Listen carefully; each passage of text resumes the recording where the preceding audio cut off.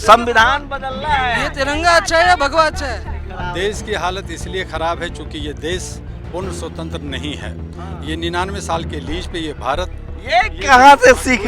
अधूरी आज़ादी और ये तानाशाही आज़ादी, लोकतंत्र को खत्म करने की साजिश। उसके बाद 99 साल बाद किसका हो जाएगा? पता नहीं, हो सकता है ब्रिटेन फिर आ जाए, ब्रिटिश कहे कि मेरे को जगह छोड़ो। ये जो संविधान में लिखा हुआ है। ये जो एग्रीमेंट है, ये मैंने कहा लीज का किसने एग्रीमेंट किया था? आप पूछिए ना पार्लियामेंटेरियन से जा करके, आप पूछिए। अरे सर, भारत एक स्वतंत्र और संप्रभु राज्य है। नहीं है मेरे दोस्त, नहीं है। और हिंदू राष्ट्र हो जाएगा तो स्वतंत्र हो जाएगा पूरा पूरा। हिंदू के मतलब होता है गुलाम, जो हमें मुगलों ने दिया, जो सिंध से हिंद किया। साल मोदी जी का कार्यकाल कैसा देखा? देखिए, मोदी जी एक देश के प्रधानमंत्री हैं। अब प्रधानमंत्री की हैसियत से हम उनका सम्मान करते हैं। मनमोहन सिंह क्या थे? चौकीदार थे। नमस्कार, मैं शंभू कुमार सिंह और आप देख रहे हैं नेशनल दस्तक। एक नारा सुनिए पहले। हाँ, हमें युद्ध नहीं, बुद्ध चाहिए। हमें युद्ध नहीं, बुद्ध चाहिए। हम सब क्या मांगते हैं? शांति, हम सब शांति। क्या मांगते हैं? शांति। दर्जनों से ज़्यादा नागरिक हैं और दिल्ली के, देश की राजधानी दिल्ली के जंतर मंतर पर आए हैं। हाथ में तिरंगा है और अब तो तिरंगा के बदले भगवा भी लहराया जा रहा है दुनिया के दूसरे देशों में, लेकिन यहाँ फिलहाल तिरंगा है। बुजुर्ग माता जी हैं और ये लोग विश्व शांति, खासकर जो रूस यूक्रेन का युद्ध हो रहा है उसको लेकर इन्होंने एक विश्व शांति का आह्वान किया और ये कह रहे हैं कि युद्ध नहीं, बुद्ध चाहिए। ये बुद्ध कौन है?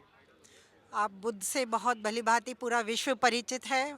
बुद्ध भारत की वो एक शक्ति थे जिन्होंने पूरे विश्व में शांति का पैगाम फैलाया। बहुत सारे युद्धों के बाद उन्होंने यही निर्णय निकाला कि शांति ही अल्टीमेटली विकास का रास्ता है और बुद्ध के माध्यम से ही पूरे विश्व में शांति पीठों की स्थापना हुई और भारत ने भी उसी मार्ग को अपनाकर अपने देश में स्वाधीनता प्राप्त की। तो किस तरह की विश्व शांति चाहते हैं? जो रूस यूक्रेन युद्ध चल रहा है उसको लगता है कि वो ठीक नहीं है? देखिए, रूस और यूक्रेन में युद्ध नहीं हो रहा, वहाँ पे मिलिट्री ऑपरेशन हुआ था टेररिज्म को ख़त्म करने के लिए। कहाँ? ये यूक्रेन में टेररिज्म था? जी हाँ, रूस ने ख़त्म करना चाहा। न्यू नाजी करके वहाँ पे एक आतंकवाद डेवलप हुआ है जो सेकेंड वर्ल्ड वॉर के बाद से वहाँ के कई इलाकों में, जिनको पहले तो प्रेजेंट कर दिया गया था, लेकिन 91 में जब रूस के से यूक्रेन अलग हुआ तो यूक्रेन गवर्नमेंट उनको कंट्रोल करने। तो नाजी हिटलर से क्या दिक्कत है? हिटलर तो इतना बढ़िया राजा मतलब था, उसने तो पूरी दुनिया में वर्ल्ड वॉर के रहू तो शुद्धतावाद का प्रतीक था। वो कहता था कि आर्य सबसे बेहतर नस्ल है। ऐसा है कि अगर आप किसी को भी हिंसा से ख़त्म करना चाहेंगे तो हम उसे सही नहीं मानते। हम उस हिंसा को ख़त्म ये रूस तो यही कर रहा है, जाके वहाँ उसके यहाँ टैंक घुसा दिया। नहीं, टैंक नहीं घुसाया। बहुत सारी खबरें भारत में अभी तक सही नहीं आई हैं। आप ये भारत का टीवी अखबार वाला सब झूठ बोल रहा है। हम झूठ की बात नहीं कर रहे। देखिए, जो भी एक इंटरनेशनल रूट से खबरें आ रही हैं और जो भी भारत में, जो क्योंकि कई चैनल जब वहाँ पे यूक्रेन में गए तो उनकी खबरें डिफरेंट आना चालू हुई और इसके अलावा रातों रात क्या लगता है रूस का जो इंटरनेशनल मीडिया था यूरोप में और उनका स्विफ्ट सिस्टम था और उनके हवाई जहाज थे, वो रातों रात रोक दिए गए थे। जिसके भारत पर आप लोग की क्या राय है? भारत की किस तरह की भूमिका देखते हैं इस पूरे युद्ध में? भारत की भूमिका बहुत ही सराहनीय रही है। भारत ने अपनी निरपेक्ष नीति का पूर्ण पालन किया और उसने वेस्ट और ईस्ट में सामंजस्य स्थापित करने की कोशिश की।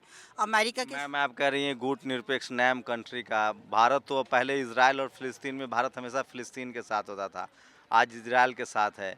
आज चीन, नेपाल, बांग्लादेश, म्यांमार, सबसे हमारे बायलैटरल रिलेशनशिप खराब हो गए हैं। ये स्थिति है पूरी। अगर आप चूंकि राष्ट्रीय मामलों की जानकार लग रही इसलिए पूछ रहा हूं। मैं इसलिए आपको बताना चाह रही हूँ कि हमारे देश में अगर 120 करोड़ लोग रहते हैं तो आप देखते हैं कि 120 करोड़ लोग अलग अलग मानसिकता वाले, अलग अलग धर्मों को talking about the bilateral relationship about the our neighbour country. Nepal से हमारे रिलेशंस जैसी स्थिति होती है उसके अनुसार देशों आपको लगता है अभी की जो सरकार जो चल रही है और जो हमारे बायलैटरल रिलेशन, पाकिस्तान से हमारी दुश्मन देश था, हमेशा रहा, बांग्लादेश से हमारे अच्छे संबंध थे, नेपाल से अच्छे संबंध थे, म्यांमार से अच्छे संबंध थे, पूरा मिडिल ईस्ट, आज मुसलमानों का जिस तरह से यहाँ एट्रोसिटी हो रहा है, पूरा साउथ ईस्ट मिडिल ईस्ट नाराज है, साउथ ईस्ट एशिया से हम कट गए हैं। अमेरिका, रूस से इतनी अच्छी दोस्ती थी, कभी अमेरिका के करीब दिखते हैं, कभी रूस के करीब दिखते हैं। हमको तो लगता है हम लोग किसी जगह ही नहीं पहुंचे हैं। देखिए, आप बिल्कुल सही कह रहे हैं। भारत की जो स्थिति है वो बहुत ही विचारणीय है और भारत केंद्र बिंदु है आज के सामाजिक सोचिए, नेहरू ने नॉन अलाइन मूवमेंट बनाया था, नैम कंट्री, जिसको गुटनिरपेक्ष देश कहते हैं, और उसकी बड़ी साख थी दुनिया में। जब भी भारत को इस तरह से देखा जाता था कि अगर किसी भी देश के साथ अत्याचार होगा तो भारत उसके साथ खड़ा रहेगा। लेकिन फिलहाल ये स्थिति बदली है। फिलिस्तीन और इजराइल के मामले में भारत इजराइल के साथ दिख रहा है, मतलब मजबूत देशों के साथ भारत दिख रहा है। अभी रूस और यूक्रेन में भारत रूस के साथ दिख रहा है, मतलब कमज़ोर के साथ नहीं दिख रहा है। भारत की स्ट्रेटजी जो सरकारें आती है अपने हिसाब से बनाती है। आपका क्या नाम है? मेरा नाम भारती। तो ऐसा क्या नौबत आ गई, इतनी गर्मी में आप बुजुर्ग महिला हैं, आपको तो घर में आराम करना चाहिए। क्यों आराम करना चाहिए? देश में इतनी मार काट ये वो हो रहा है। अपने देश में, अपने यहाँ तो मजा में चल रहा है, विश्व- मजा में। मजे में तो नहीं है, इतना मजे में तो नहीं। 1000 रुपये सिलेंडर हो जाएगा तो क्या हो गया? क्यों नहीं? थोड़ा सा पेट्रोल, थोड़ा सा अरे गैस का यार, दाम बढ़ा है। आप सिलेंडर की बात क्यों कर रहे हैं? हम शांति के लिए आए हैं, विश्व शांति के लिए, जिसमें भारत भी आता है। हम सब जगह शांति चाहते हैं और कुछ नहीं कहते। तो भारत में कहाँ शांति है ना? यहाँ तो चंगा है। इतनी महंगाई हो रही है, लेकिन मैं भारत के बारे में अभी कुछ नहीं कहना चाहती। मुझे पता सिलेंडर है, महंगा है, सब कुछ महंगा है, मैं नहीं बोल। पता है, पता है। आपका नहीं क्या कहना। नाम है भाई साहब? मेरा नाम शैलेश है और क्या करते हो शैलेश? मैं इंजीनियर हूँ। अच्छा, बताओ, कुछ आप बताओ। क्या बताएं, आप पूछिए, हम बता देंगे। तो हाथ में तिरंगा लेने की क्या नौबत आ गई आजकल? हाँ? हम लोग भारतीय है, ये साबित करना पड़ेगा। देखिए, ऐसा कुछ भी नहीं है। अगर प्राउड है। अभी जर्मनी में भगवा झंडा लहराया जा रहा था, देखिए कि नहीं? तो आप क्या चाहते अरे हैं? तो जो भी है, लेकिन लेके चले हम। संविधान बदलना है। ये तिरंगा अच्छा है या भगवा अच्छा है? अभी एक बाबा कह रहे थे, हिंदू धर्म के प्रचारक है, वो कह रहे थे कि संविधान बदलना है, भगवा है लहराना तो है। भगवा इसमें, और क्या चाहिए? कितना भगवा चाहिए? है तो भगवा। पूरा भगवा करना है, पूरा भगवा कैसे हो सकता है? हिंदू राष्ट्र बनाना है, तभी भारत की तरक्की ऐसा होगी। कुछ नहीं होगा। जो बनना होना चाहिए ना। और क्या होना चाहिए? तो हिंदू राष्ट्र में सिख, ये बुद्धिस्ट लोग कहाँ जाएगा? नहीं, बुद्ध भी शांति का प्रतीक है और शांति सब चाहते हैं ना। लड़ाई झगड़ा तो कोई नहीं चाहते, चाहे मोदी है, योगी, जिसको भी आप आपका क्या नाम सुनना है? चाहते हैं। मैं डॉक्टर एम यू दुआ, ऑल इंडिया ह्यूमन राइट्स का नेशनल प्रेसिडेंट हूँ, और ये विश्व शांति का आह्वान है, उसका मैं समर्थक हूँ, उनको सहयोग देने आया हूँ। आपका जो भी सवाल जो चल रहा है, कहीं न कहीं से हमें शांति के लिए आवाज़ उठानी होगी, क्योंकि भारत और विश्व पटल पे हर जगह अशांति ही अरे अशांति। भारत में तो खुदे इतना ज्यादा, मिजोरम, असम में लड़ाई हो रही है अभी। हरियाणा पुलिस, दिल्ली पुलिस और पंजाब पुलिस, सारी लड़ाई का जड़ देश इसलिए- में हालत इतनी खराब है। देश की हालत इसलिए ख़राब है क्योंकि ये देश पूर्ण स्वतंत्र नहीं है।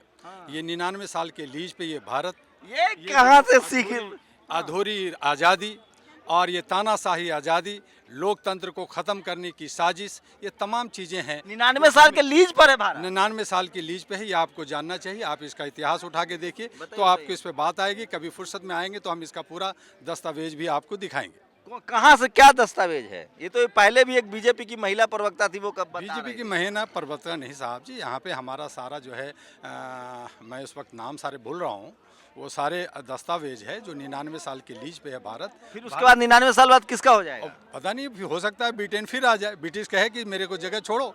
आज जो है ब्रिटिश का जो महारानी है वो भारत में बिना वीज़ा के आती है, सिर्फ टिकट लेकर के आती है, बिना वीज़ा के आती है। और हमारे भारत का प्रधानमंत्री अगर ब्रिटेन जाना होता है तो उनको वीज़ा की ज़रूरत पड़ता है, ये आपको पता होना चाहिए। तो पूरे दुनिया भर में भारत के लोग रहते हैं। पूरे दुनिया में भारत के लोग रहते हैं, ठगे हुए हैं हमारे भारत के लोग, जो अंग्रेजों ने जिस नीति को बनाया 1947 में देश लगता है 99 साल के लीज पर है।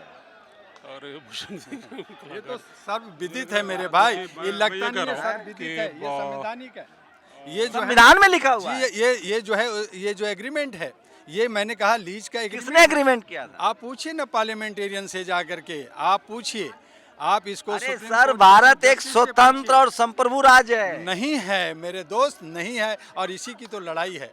आप आने वाले हिंदू राष्ट्र हो जाएगा तो स्वतंत्र हो जाएगा पूरा पूरा। देखिए, पहली बात तो कि भारत जो है हमारा सेकुलर कंट्री है, कोई भी ये चाहते हैं आपको सेकुलर रहे, बिल्कुल सेकुलर रहनी चाहिए। लेकिन चूंकि आरएसएस तो कहती है कि हिंदू राष्ट्र बनाना है। समुदाय अगर कोई आवाज़ उठाती है और उसी को हम अगर पकड़ करके कहें कि वो सत्य है तो वो सत्य नहीं होता। लेकिन आरएसएस एक समुदाय नहीं है, दुनिया का सवर्णों का संगठन नहीं है। नहीं, वो क्या संगठन है? अनरजिस्टर्ड संगठन है। इस तरह से 42 लाख से ज़्यादा संगठन भारत के अंदर हैं। आपने आरएसएस को ज़्यादा अहमियत दे दिया है क्योंकि वो नारा दे रहे हैं तोड़ने का, वो नारा दे रहे हैं हिंदुत्व का। हिंदू के मतलब समझते हैं? हिंदू के मतलब होता है गुलाम, जो हमें मुगलों ने दिया, जो सिंध से हिंद किया। हिंदू कहाँ है? किसी भी शास्त्र में, किसी भी वेद में हमें दिखा वहाँ दीजिए। तो ब्राह्मण धर्म है। तो वहाँ ब्राह्मण धर्म है, वहाँ क्षत्रिय धर्म है, वहाँ पे तो ये आरएसएस वाला हिंदू हिंदू कहता है, ये सारे जो है तोड़ने की साजिश है। हिंदू को ही हिंदू से लड़ाना चाहता है। लेकिन ब्राह्मणों के अधिकार तो कुछ सीमित हुए हैं, कम हुए हैं। वही तो उसी के लिए तो वो जो लामबद्ध करना चाहते हैं कि सबको हम कहें कि हम हिंदू हैं और फिर जो है चाहते हैं हम कि वर्ण व्यवस्था हो। देखिए, वर्ण व्यवस्था की बात नहीं है। भारत के अंदर ये सेकुलर देश है। यहाँ पे हिंदू, मुस्लिम, सिख, ईसाई सभी लोग पिछले कई सदियों से रह रहे हैं। आज़ादी हमारे 75 साल हुआ है, उसमें भी हम लोग बड़े शांति से रहे आप हैं। तो कह रहे हैं 99 साल का मसला है। 75 साल अभी 99 साल की मसला है। पूर्ण स्वतंत्रता की, आज़ादी की आवाज़। अच्छा, एक आखिरी सवाल, मोदी जी का कार्यकाल कैसा देख रहे हैं? देखिए, मोदी जी एक देश के प्रधानमंत्री हैं। अब प्रधानमंत्री की हैसियत से हम उनका सम्मान करते हैं। मनमोहन सिंह क्या थे? चौकीदार थे? नहीं, वो भी प्रधानमंत्री थे, लेकिन एक चुप थे। और ये जो है शोर मचाने वाले, मार्केटिंग करने वाले ज्यादा प्रधानमंत्री। काम किनका लगता है? अच्छा, देखिए, काम ओवरऑल व्यवस्था में जो हमारे IAS IPS होते हैं, जो जुडिशियल सिस्टम, 4 पिलर हैं, जिस सारे 4 पिलर मिल करके काम करता है। एक प्रधानमंत्री अकेले काम नहीं करता। लोग और तो कह रहे हैं कि चारों सिस्टम पर कब्जा हो गया है। कोई चारों यही तानाशाही है, यही तानाशाही है, यही हिटलरबाजी है और ये गलत है। और इसे खत्म होने के लिए आवाज़ तो उठानी। पूरी दुनिया के लोग कह रहे हैं, भारत के लोग कह रहे हैं कि भाई अभी 4 जज आके बोले कि डिक्टेटरशिप की तरफ बढ़ रहा है देश। आग की तरफ बढ़ रहा है, ये गृह युद्ध की तरफ बढ़ रहा है, जहां हम अपने भाइयों को तोड़ रहे हैं। और यही वजह है कि आज विश्व शांति की आवाज़ उठाने की ज़रूरत है। आज भारत के अंदर आवाज़ उठाने की ज़रूरत है, क्योंकि भारत हमेशा अग्रणी रहा है विश्व के अंदर, चाहे वो एजुकेशन। चलिए, ठीक है, ये वो किसी भी क्षेत्र में। दुआ जी कह रहे हैं, बिल्कुल सही कह रहे हैं। भारत की अंतर्राष्ट्रीय स्तर पर देखेंगे तो एक अपनी छवि रही है। भारत का सम्मान रहा है 2 वजहों से, कि भारत में डाइवर्सिटी है और दूसरा कि भारत हमेशा विक्टिम कंट्री के साथ खड़ा होने की हौसला रखता रहा है। लेकिन फिलहाल भारत सरकार की स्ट्रेटजी बदली है। भारत हमेशा मजबूत राष्ट्र के साथ दिखना चाहता है, चाहे वो इजराइल हो, चाहे वो रूस हो। बायलैटरल रिलेशनशिप में भारत के पड़ोसी देशों के साथ रिश्ते गड़बड़ हुए हैं। भारत में खुद मान रहे हैं, ये सवर्ण समाज से हैं, डॉक्टर दुआ कह रहे हैं कि भारत जो है वो गृह युद्ध की तरफ बढ़ रहा है। क्या लग रहा है, धर्म और जाति की खाई बढ़ी है? और धर्म जाति की खाई, कुछ चंद लोग जो है सियासतदान, जो कुर्सी के जो ललायत लोग हैं, उन लोगों ने खाई को बढ़ाया है। हमारा देश शांति प्रतीक देश रहा है। अभी जो इन लोगों ने नारा आपको लगा, भगवा और तिरंगा में चुनने के लिए ऑप्शन दिया है तो किसको चुनेंगे? बिल्कुल तिरंगा हमारा शान है, तिरंगा ही रहेगा। जो लोग भगवा लाना चाहते हैं उनको क्या कहें? कोई भगवा लाएगा, कोई वाइट लाएगा, कोई ग्रीन लाएगा, तो क्या ये देश जो है टुकड़ों में बढ़ जाए? बढ़ जाएगा ना। संविधान को लेकर क्या रहा है आपका? संविधान हमारा देश का बहुत अच्छा है, लेकिन ये जल्दी में 1947 में बना था। कई देशों का मिला जुला सम्मिश्रण संविधान है। इसमें आमूल चूक परिवर्तन की ज़रूरत है। समय के साथ साथ संविधान बदलना चाह रहे हैं? आमूल चूक परिवर्तन की बात की, बदलने की जैसे बात जैसे की। उसमें जो खामियां हैं, जिन्होंने रिजर्वेशन अपने हटना तरीके से, चाहिए। देखिए, रिजर्वेशन एक अलग चीज़ है। वहाँ पे अंबेडकर जी ने भी बनाया था कि भाई जब तक इनको न्याय नहीं मिलता, इनको समानता नहीं मिलता, उनको रिजर्वेशन दो। लगता है उनको न्याय मिलने लगा है। न्याय नहीं मिला है, अभी और खाइयाँ बढ़ गई हैं। तो रिजर्वेशन एक अलग मुद्दा है, वो सियासत मुद्दा है। लेकिन मेरा ये कहना है कि वो रिजर्वेशन भी आर्थिक रूप पे होना चाहिए। अगर ब्राह्मण का बेटा भी अगर बेरोजगार है, कमजोर है, तो उसको भी रिजर्वेशन। आपको लगता है कोई ब्राह्मण का बेटा किसी के यहाँ पानी, गरीब ब्राह्मण पानी पी लेगा तो उसको लोग भगा देगा? नहीं, भगाएगा नहीं, लेकिन जो माहौल बना दलित है, राष्ट्रपति को मंदिर से धक्का दे के निकाल दिया गया। हाँ, तो यही असमानता है। यही हमारी जो है सेकुलरिज्म पे जो है एक जो है आवाज उठा। कैसे खत्म होगा जातिवाद? को दलित जातिवाद के लिए जिम्मेदार है या सवर्ण जिम्मेदार है? जब तक सभी लोग एकजुटता के साथ आवाज़ नहीं उठाएंगे, और ख़ास करके हमारे युवा वर्ग, महिला वर्ग ये आवाज़ नहीं उठाएंगे, नहीं होगा। इसलिए ये मैंने बार बार मैम, आप भगवा चाहते हैं कि तिरंगा? भगवा। देखिए, भगवा ये चाहती गलत क्या नहीं नहीं, अगर वीना श्रीवास्तव, लेकिन अगर आप ऑप्शन पूछ रहे हैं कि तिरंगा या भगवा में से, तो क्योंकि भगवा के अलावा इंडिया के पास कोई ऑप्शन भी नहीं है। तो तिरंगा में क्या खराबी है? तिरंगा में खराबी इतनी कुर्बानी दी है, लाखों लोग अंग्रेजों से लड़े मरे, तब तिरंगा है। रिस्पेक्ट करते हैं अपनी तिरंगा की। लेकिन भगवा चाहती है। हाँ बिल्कुल, मतलब ऑप्शन होनी चाहिए। अगर हमारे पास कोई अच्छी अपोजिशन है तो फिर मीन्स कोई भी बताइए नहीं, कल कोई कहेंगे जी मुझे हरा चाहिए, कल ओवैसी को साथ देंगे, कल किसी और चीज़ को देंगे, तो ये ठीक नहीं है। भारत का हमारा शान है देश तिरंगा, टूट जाएगा ऐसे में। बिल्कुल टूटेगा। और उसी लिए आपको कहा कि भगवा ये क्यों किस पसंद तरफ है? ये मतलब हिंदू धर्म का प्रतीक है इसीलिए। भाई हिंदू, हाँ हम लोग हिंदू और हिंदू धर्म का प्रतीक है ये इसलिए। तो कह रहे हिंदू धर्म, हिंदू मतलब गुलाम होता है। बिल्कुल बिल्कुल हिंदू के अब मतलब ब्राह्मण धर्म देखिए, हिंदू तो कोई धर्म नहीं है, जैसे इस्लाम है, बुद्धिज्म है, उसी तरह से ब्राह्मण धर्म सभी है। लोग हिंदू थे, ये बाद में सब कन्वर्ट हुए हैं। जो भी कुछ हुआ है बाद में, पहले सब बेसिकली सब हिंदू ही थे। बाद में मुस्लिम, कितनी पढ़ी लिखी MBA फिकी में 40 साल काम किया मैंने। तो एक बार बताइए, हिंदू जो धर्म आप समझ रही हैं उसमें पति के मरने पर पत्नी को जिंदा जलाया जाता था। वो तो बहुत पुरानी बातें हो गई ना। वो और चाहते जितनी भी हैं। नहीं, बिल्कुल नहीं अरे चाहते। तो वन व्यवस्था, सुनिए तो मेरी बात, इतनी कुरीतियां, सुनिए नौकरी तो। बंद होनी चाहिए ना। तो 1848 से पहले महिलाओं को पढ़ने का अधिकार नहीं था जब तक अंग्रेज नहीं आए थे। नहीं नहीं, वो गलत था। अगर ऐसा था तो पढ़ने का अधिकार होना सबसे चाहिए। अच्छा, भारत में सबसे और पहले पढ़ना स्कूल ना। किसने खोला महिलाओं के लिए? आप MBA हैं, हाँ, कौन खोला? मेरे को अभी फिलहाल पता नहीं। ज्योतिबा फुले की पत्नी थी सावित्रीबाई फुले, उन्होंने सबसे पहले 1848 में महिलाओं के लिए स्कूल के दरवाजे खोले। उससे पहले वर्ण व्यवस्था में, जिसको सनातन ब्राह्मण धर्म करे, उसमें महिलाओं का पढ़ना मतलब पाप था। पाप था। नहीं, वो समुंदर लांघना पाप था। बहुत ही गलत था। और महिलाओं को जिंदा महिलाओं ने सुनिए, बहुत परेशानियां उठाई हैं, बहुत दुख उठाए हैं। तो भी चाहते वही धर्म हो। नहीं नहीं, बिल्कुल नहीं चाहते। नहीं नहीं, अब अरे टाइम के हिसाब से हर चीज रिवाइज होती है। मतलब आज से 100 साल पहले जो भी तो आज भी है कि जो महिला गर्भवती हो या जो महिला जिनका मेंस्ट्रुएशन हो रहा है, पीरियड्स हो रहे हैं, वो मंदिर में नहीं जाने चाहिए, वो अशुद्ध है, वो पाप के द्वार हैं। ये धर्म ग्रंथों, ढोल शूद्र गवार पशुनारी, ये सब तारण के अधिकार, ये तुलसीदास लिख के गए हैं।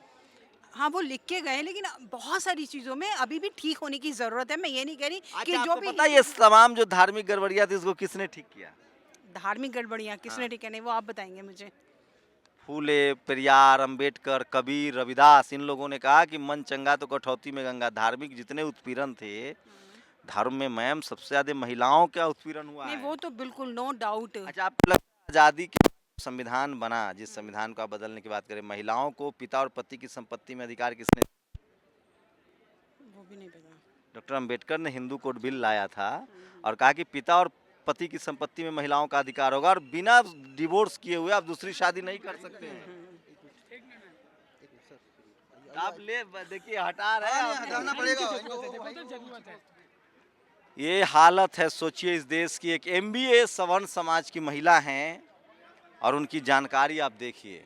मेरी एक सीमा है, मैं पत्रकार हूँ, मैं अपनी बात आराम से ही पूछ सकता हूँ, लेकिन आप अंदाज़ा लगा सकते हैं कि इस देश में किस तरह से पढ़े लिखे लोगों का भी दायरा सीमित है और वो सामाजिक राजनीतिक अधिकारों के प्रति बिल्कुल सचेत नहीं है। वो विश्व शांति की बात तो करती हैं, लेकिन भारत में क्या हालात हैं, महिलाओं का के हालात क्या हैं, उनके क्या अधिकार हैं एजुकेशन को लेकर, हेल्थ को लेकर, उस पर।